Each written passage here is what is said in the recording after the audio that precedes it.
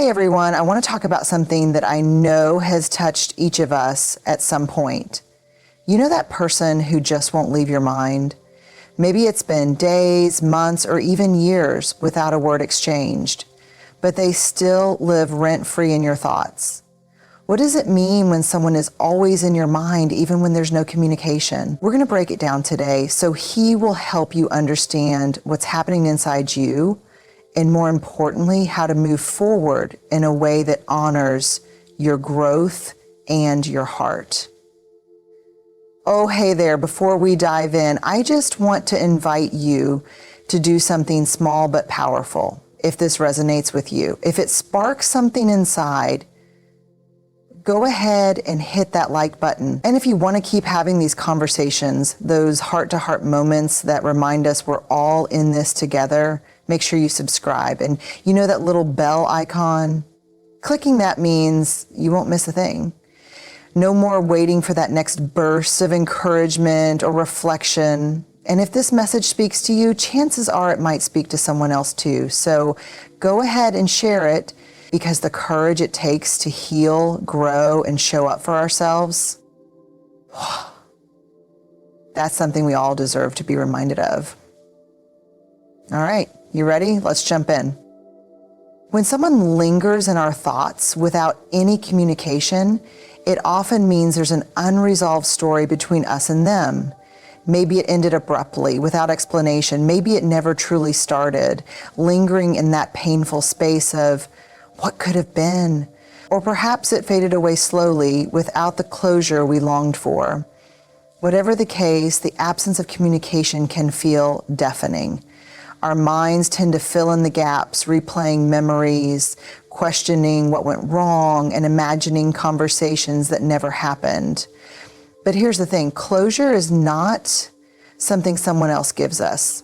It's not a perfect, well-crafted ending handed over by another person. Closure is a decision. It's a choice we make when we recognize that we are no longer willing to keep reliving a story that isn't growing with us. And that choice, it's one of the bravest things we can do. Often, we believe that hearing the words we never got, the apology, the explanation, the acknowledgement, will bring us peace. But even if we got that conversation, would it really be enough? Would it erase the sleepless nights, the questions that haunted us, the moments we spent analyzing their every word and action? Probably not. Because the truth is, no external validation can replace the inner work of accepting what happened and finding our own path forward. And that path, it starts with acknowledging the emotions we've been carrying. Maybe it's grief, not just for the person, but for the version of ourselves that existed when we were with them. Maybe it's anger, resentment, or confusion. All of it is valid. Every feeling that rises up is a sign that there is still a part of us longing to be seen, heard, and understood. But instead of waiting for someone else to grant us that validation, we can choose to give it to ourselves. Allowing ourselves to feel the pain doesn't mean we are weak. It means we are courageous enough to face what hurts.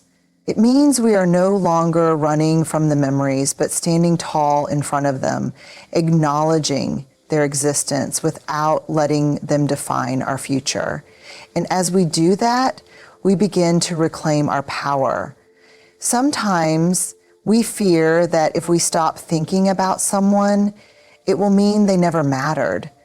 But the truth is, releasing someone from our thoughts doesn't diminish their significance. It simply means we are choosing to close the chapter, not because it wasn't important, but because we deserve to live fully in the present. Every story has an ending, even the ones that feel incomplete. The beauty is that we get to decide what that ending looks like. So if someone is still in your mind without any communication, maybe it's time to ask yourself, what story am I still holding on to? What am I hoping to receive from them that I can choose to give myself? And most importantly, what would it look like to release this story, not because it wasn't meaningful, but because I am ready to write a new one? That's the kind of closure no one else can give you. That's the closure you create. And that's the moment you set yourself free. When someone stays in our mind long after the communication has stopped, it's often because we are not just attached to them as a person, but to the idea of what they represented in our lives. Sometimes it's not even about who they actually were. It's about what we believed they could be. It's the version of them we created in our imagination, the one that aligned with our hopes and dreams. And when that image takes roots, it can be incredibly difficult to let go, even when reality has shown us a different truth. We tend to romanticize the past, especially when we're left with unanswered questions or unresolved emotions. Our minds are wired to fill in the blanks, and in doing so, we often create a narrative that is far more idealized than the actual relationship. Maybe this person made us feel seen in a way no one else did. Maybe they represented comfort, excitement, or the promise of a different future. We attach meaning to every moment, the laughter, the conversations, the silent understanding. Even if the connection wasn't perfect, the emotional imprint remains. And sometimes it's not the person we're missing, it's the feeling they brought out in us. But here's the hard truth. When we hold on to an idea, we often neglect the reality. We remember the joy, but we minimize the pain. We dwell on the what-if scenarios, believing that if circumstances had been different, the relationship would have flourished. We convince ourselves that the version of them we saw in our minds, the version that could have grown or changed, was the truest one. But people are not ideas. They are not projects or fantasies. They are complex, flawed, and unpredictable. And sometimes they are simply not capable of becoming the person we hoped they would be. It's also possible that we saw a reflection of our own desires and unmet needs in them. Maybe they represented safety when our world felt chaotic, or passion when life felt dull. Maybe they provided validation, making us feel worthy and loved. In many cases, the feelings we experienced weren't solely because of them. They were because of how we allowed ourselves to feel in their presence. And that power, it has always been within us. No one else is responsible for making us feel worthy, loved, or complete. That is our responsibility. Letting go of the idea of someone doesn't mean we erase the memories or pretend they never mattered. It means we acknowledge what was real and what was imagined. It means we accept that the version of them we loved may have only existed in our minds. And that's okay. Loving someone, even the idea of someone, is never wasted. It teaches us about our own capacity to feel deeply, to hope, and to dream. But at some point, we must ask ourselves if holding on is serving our growth or preventing it. We also have to recognize that holding on to the idea of someone often keeps us from experiencing the fullness of the present. While our thoughts remain anchored in the past, life continues to unfold around us. New opportunities for connection, growth, and joy await, but we can't fully embrace them if we are still clinging to a version of the past that no longer exists. Releasing an idea is not an act of defeat. It's an act of self-respect. It's choosing to believe that we are deserving of a love that is real, reciprocal, and grounded in truth. It's choosing to honor the lessons this experience brought us without allowing it to define our future. And most importantly, it's recognizing that we are whole even without the story we once held so tightly. So if someone is still in your mind, consider this. What part of them are you really holding on to? Is it the person, or is it the way they made you feel? And if it's the feeling, what would it look like to create that feeling within yourself? Because the freedom you seek, the peace you long for, it's not waiting for someone else to return. It's waiting for you to choose yourself. And that choice, that's where healing begins. When someone stays on your mind without any communication, it often means there's a lesson you haven't learned yet. Life has a way of circling us back to the same thoughts, the same memories, and even the same heartaches when there's something we're meant to understand. It's like an emotional bookmark, a reminder that there's still something unresolved, not just with the other person, but within yourself. The people who occupy our minds the most are often our greatest teachers, even if, or especially if, they've caused us pain. That's because our strongest emotions are tied to the places within us that need the most attention. Maybe they stirred up insecurities we didn't know we had. Maybe they challenged our sense of self-worth or showed us where our boundaries were too weak. Or maybe they simply reflected something we desperately wanted: love, validation, belonging, and the absence of it left us questioning our own value. It's easy to think that if we could just have one more conversation or get one final answer, we'd be free from the weight of these thoughts. But more often than not, the clarity we seek won't come from them. It will come from turning inward. The lingering presence of someone in your mind is a call to pause and ask yourself some hard questions. What did this person bring out in me? Why did I respond the way I did? What part of myself did I abandon to try to hold on to them? The lesson isn't always about the other person. In fact, it rarely is. It's about the version of yourself that showed up in that relationship. Maybe you gave too much and ignored your own needs. Maybe you stayed silent when your heart was screaming for honesty. Maybe you fought for someone who never truly fought for you. Or maybe you built a story around them, believing they held the key to your happiness when that power was always yours to hold. And then there's the lesson of acceptance. One of the hardest truths to face is that some people come into our lives not to stay, but to reveal something we need to see. They might show us the depth of our own capacity to love. They might teach us how to stand up for ourselves, or they might simply serve as a mirror, reflecting both our strengths and our wounds. Whatever the case, their presence and even their absence has a purpose. The pain may not have been fair, but it can be transformed into wisdom. But the lesson doesn't end with understanding. The real growth happens when we choose to respond differently. If we don't confront what this experience is teaching us, we risk repeating the same patterns. We might find ourselves drawn to similar relationships, seeking the same validation or ignoring the same red flags. That's why facing the lesson head on is not just about healing from the past, it's about protecting our future. It takes courage to ask yourself, what is this trying to teach me?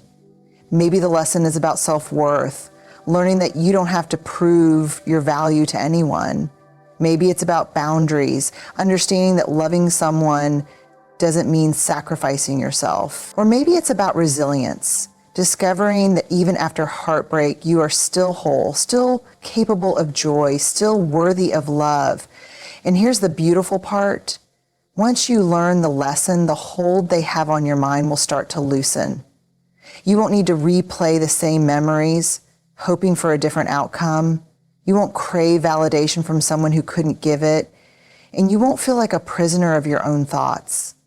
Because when you truly understand why they were in your life, you can release them, not with bitterness, but with gratitude for the growth they sparked within you. So if someone is still in your mind without any communication, lean into that discomfort. Let it guide you. The answers are not out there. They are within you. And once you learn what your soul is trying to teach you, you'll find that the thoughts that once consumed you will quiet. You'll no longer need to hold on to the story, because the real story, the one that matters most, is the one you are writing for yourself now. When someone stays in your mind without any communication, it can be a sign that your heart is calling you to heal. The mind has a way of clinging to unfinished stories, unanswered questions, and memories that refuse to fade. But beneath all those thoughts is something deeper, a wound that hasn't yet had the chance to close. The presence of this person in your mind isn't just about longing for them. It's a reflection of your heart's need for attention, care, and restoration. Healing doesn't always begin with a grand realization. Sometimes it starts with the smallest acknowledgement that something within you still hurts. Maybe it's the pain of rejection or the ache of not feeling chosen. Maybe it's the grief of losing not only a person, but the future you imagined with them. Or maybe it's the regret of what was left unsaid or undone. These emotions often linger in the spaces we try to avoid, the quiet moments before sleep, the unexpected memories that surface in the middle of the day. And the more we push them away, the louder they become. But your heart is wise. It knows what it needs. That's why this person's presence in your mind isn't a mistake or a sign of weakness. It's an invitation to turn toward yourself, to listen to what your pain is trying to tell you. The thoughts that keep resurfacing aren't meant to punish you. They're meant to guide you. They're showing you where your heart is still tender, where the fractures are waiting to be mended. And healing doesn't mean forgetting. It doesn't mean pretending the relationship never mattered or denying the impact it had on you. Healing means allowing yourself to feel the fullness of your emotions, the love, the sorrow, the anger, the confusion, without letting them define you. It means making space for your grief and recognizing that it is not a sign of weakness, but a testament to how deeply you are willing to feel. There is so much strength in that vulnerability. Often we resist healing because we fear what it will require of us. We fear that letting go will mean losing the last piece of the person we're holding on to. But healing isn't about erasing someone from your mind. It's about untangling yourself from the pain they left behind. It's about giving yourself permission to release the constant questioning, the what ifs and if onlys, and accepting that the past cannot be rewritten. The closure you seek won't come from their words or actions. It will come from your decision to stop waiting for an apology that may never arrive and instead offer yourself the peace you deserve. And sometimes healing also means forgiving, not for their sake, but for yours. Forgiveness doesn't mean excusing the hurt or pretending it didn't matter. It means freeing yourself from the burden of resentment and choosing not to carry their actions as a weight on your spirit. It's a gift you give yourself, the gift of release, the gift of lightness. And if forgiveness feels impossible right now, that's okay. Even the willingness to consider it is a step toward healing. But most importantly, healing is about reconnecting with yourself. When someone occupies so much space in your mind, it's easy to forget who you are without them. Maybe you've spent months or years defining yourself through the lens of that relationship. Maybe their absence has left you feeling lost, as though a part of you disappeared with them. But your identity was never dependent on their presence. You were still whole, still worthy, still capable of joy. And the beautiful thing about healing is that it allows you to remember that. Start by asking yourself, what do I need right now? Maybe it's rest. Maybe it's a long conversation with a friend who understands your heart. Maybe it's journaling through your thoughts, allowing your emotions to spill onto the page. Or maybe it's simply sitting in stillness, placing a hand over your heart and reminding yourself that you are safe, loved, and supported. Healing doesn't happen overnight. It's a gradual process of choosing yourself over and over again. And every time you choose to face your pain instead of running from it, you are healing. Eventually, the thoughts of this person will lose their power. They will become softer, like the echo of a song that no longer hurts to hear. And when that day comes, you'll realize that the presence of their memory wasn't a sign of your inability to move on. It was a sign of your heart's resilience. It was a sign that you were brave enough to face the wounds they left behind and turn them into something beautiful. So if he is still in your mind without any communication, let it be a reminder, not of what you lost, but of what you are gaining. You are gaining strength, you are gaining clarity, you are gaining the kind of love that comes from within, the kind that no one else can take away. That is the heart of healing. And that is where your freedom begins. When someone remains in your mind without any communication, it's easy to feel powerless. The thoughts can feel relentless, memories that flood your mind without warning, questions that have no answers, and feelings that refuse to fade. It's as if they've taken up permanent residence in your thoughts, dictating your emotions and holding you captive in a story that no longer exists. But here's the truth. No matter how overwhelming it may feel, you are not powerless. You have the power to choose. It may not feel like it at first. The absence of communication can leave you feeling stuck, as though you're waiting for something, a text, a call, an explanation. You might believe that only they can give you the closure you crave. But when you place your healing in someone else's hands, you give away your power. And the longer you wait, the more entrenched those thoughts become. But the most powerful decision you can make is realizing that you don't have to wait. You don't need their words, their validation, or their apology to move forward. You can choose to give yourself the peace they never did. Choosing yourself doesn't mean pretending the thoughts aren't there. It doesn't mean forcing yourself to forget or denying the impact this person had on you.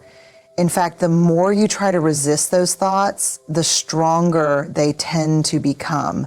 Choosing yourself means facing what's there, the sadness, the frustration, the longing, and acknowledging it without letting it control you.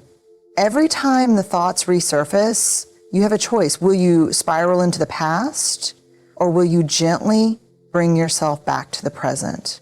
Will you allow your mind to wander through the what ifs, or will you remind yourself that the only moment you can influence is the one you're in right now? And choice doesn't mean you'll never think about them again. Healing isn't a linear path, and it's not about achieving a perfect state of indifference. You may still hear a song that reminds you of them, visit a place that brings back memories, or catch yourself wondering how they're doing. But in those moments, you can choose how you respond. You can choose to honor the memory without reopening the wound. You can choose to say, that was a chapter in my story, and now I'm writing a new one. There's also power in choosing the narrative you tell yourself. Often we create stories around why someone left, why they didn't fight for us, or why things fell apart. And those stories can be painful, filled with self-blame and regret. But what if you chose a different story? What if, instead of believing that their absence is a reflection of your worth, you chose to believe that it's making space for something better? What if you chose to see their departure not as a rejection, but as a redirection? You get to decide the meaning you assign to this experience, and that decision can shape your entire healing journey. And perhaps the most profound choice you can make is to return to yourself. When someone leaves, it often feels like they take a piece of you with them. You might feel as though you've lost a part of you that laughed freely, loved deeply, and dreamed without hesitation. But that part of you isn't gone. It's simply waiting to be reclaimed. You have the choice to rediscover the things that bring you joy, to pursue the passions you once set aside, and to nurture the relationships that remind you of your worth. Every day presents a new opportunity to choose yourself, to choose growth, resilience, and self-love. And let's be honest, choosing yourself isn't always the easy choice. There will be days when the thoughts feel heavier, when the temptation to reach out or linger in the past grows strong. But even on those days, you still have power.